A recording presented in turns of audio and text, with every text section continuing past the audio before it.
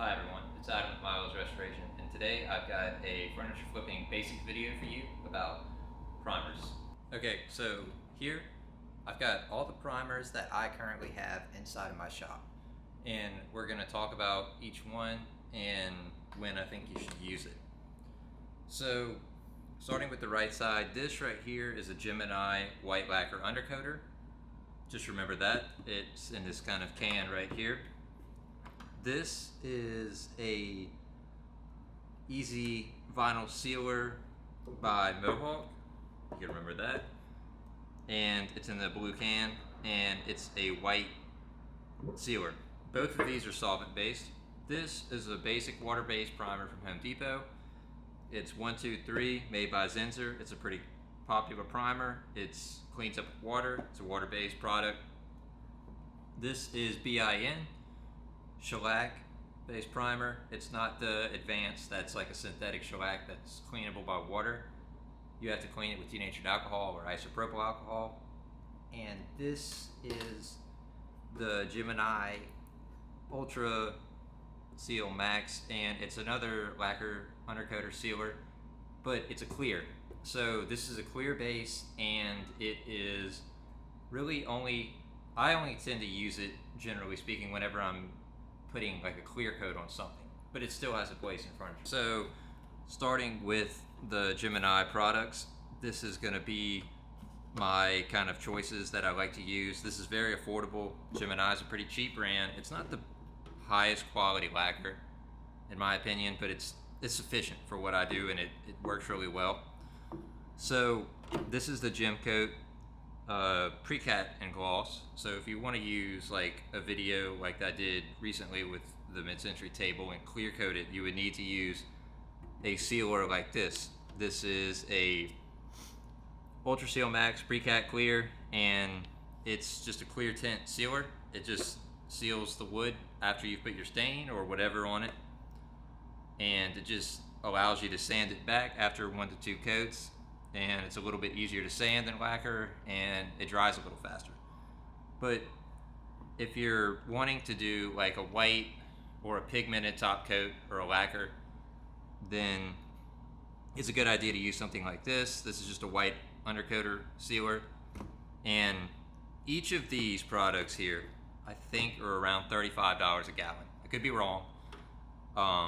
Some of it might be a little bit more expensive, but for my price, I pay around $40 a gallon, and I don't really buy a ton of this product, so they have no reason to give me a particularly spectacular price, but that's just about what I pay.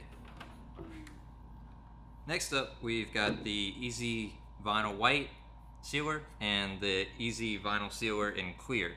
So this is actually a clear tint base, and it can be used as a regular clear too. But generally speaking, what I use these for is, I'll show you.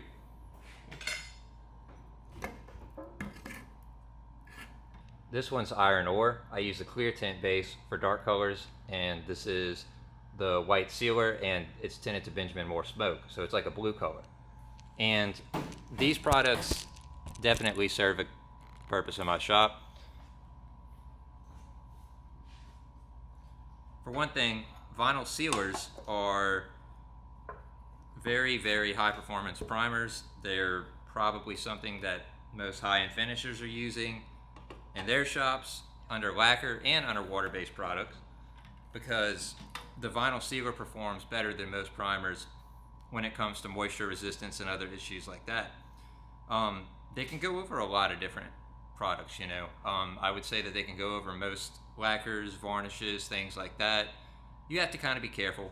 It depends on the vinyl sealer. But they're good in multi-substrate use in terms of, you know, MDF and wood. I don't know about like metal and other substrates, you know, particle board and stuff like that. That's a whole other ball game, but I have done it before with success with a vinyl sealer, and I haven't had any issues. Doesn't mean that it won't happen, doesn't mean that it's a good idea to put vinyl sealer over particle board and laminate and all this other stuff. But just know that I've had success with it, and I will probably continue to do it occasionally. And more than likely, I prefer these than bonding primers. I just find that bonding primers tend to not sand as well and be harder to work with. especially when it comes to like moisture resistance. The vinyl sealer definitely has that down. And the huge benefit to these primers is that when they're tinted, they can be top coated with a lacquer or a clear coat, and that can be done. You know, like, so basically you just spray, you spray your tinted primer, you spray your lacquer, your top coat, your gloss, your satin, semi-gloss, or whatever, you know, clear coat that you want, and that's it. It makes a really good resistive finish, and yeah, it's pretty simple. You know, it's easier than stocking a bunch of different paint colors, and in certain cases you can actually achieve a higher gloss by using one of these products as opposed to you know, just using a gloss paint or something like that. So yeah, it's a huge benefit. Again, you'll need these StarTex products or something, you know, similar, some kind of good quality lacquer thinner to work with these. I like to thin it by about 10 to 20% usually. Sometimes I'll put a little bit of no blush retarder in it, and I usually spray these with my HVLP. Sometimes I'll spray them with my airless, but yeah, I usually prefer to thin it pretty significantly and then spray it with my HVLP turbine.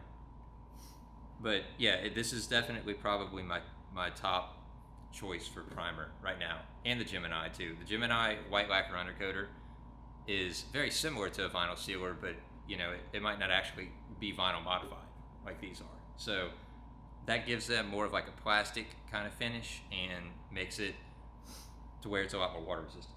So next up we have two more common furniture flipping primers that I would say that a ton of people that you see on YouTube and, you know, other places are going to be using. And there's nothing wrong with these products, but I just have kind of gone away from them.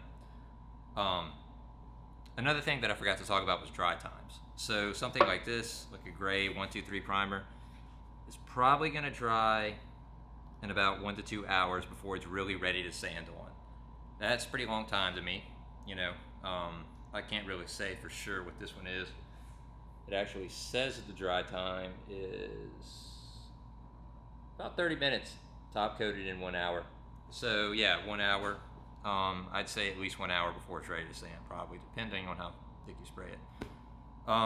Something like this is going to be more challenging to spray out of an HVLP, and these products, generally speaking, the water-based primers that are just off the shelf, don't really like to be thinned, and you'll get adhesion issues sometimes if you thin them too much.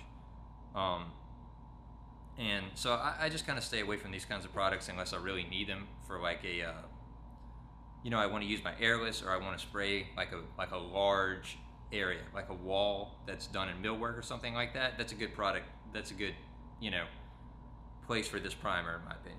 Now something like this BIN shellac primer, this was kind of like the go-to for years with cabinet people that did refinishing and even new construction and just painting in general. It's kind of like a great all-around purpose primer. The only thing that I don't really like about it is that I find the water resistance is not quite as good as like a vinyl sealer, and I've had less issues with the vinyl sealer than I have the BIN. But just know that the BIN is a great multi-substrate primer. Both of these products are actually very good multi-substrate primers, I would say. So you can put them over, you know, glass, plastic, metal, kind of anything like that that you're really trying to bond to, even tile in certain circumstances. These primers are good for that. The only thing about the BIN is that you'll have to use something like a denatured alcohol, because it is a BIN, you know, it's a shellac-based primer. So that's another product that you would have to carry if you want to work with this, to clean it and to thin it if you need to thin it. Other than that, yeah, you know, these primers definitely serve a purpose, and then if you're putting it over a substrate that you don't really know what it is and you just want to make sure that it gets a good adhesion, I would probably sand it back, clean it pretty well, and use a BIN. It's just if it's a shot in the dark, I'd say this is the best primer to use.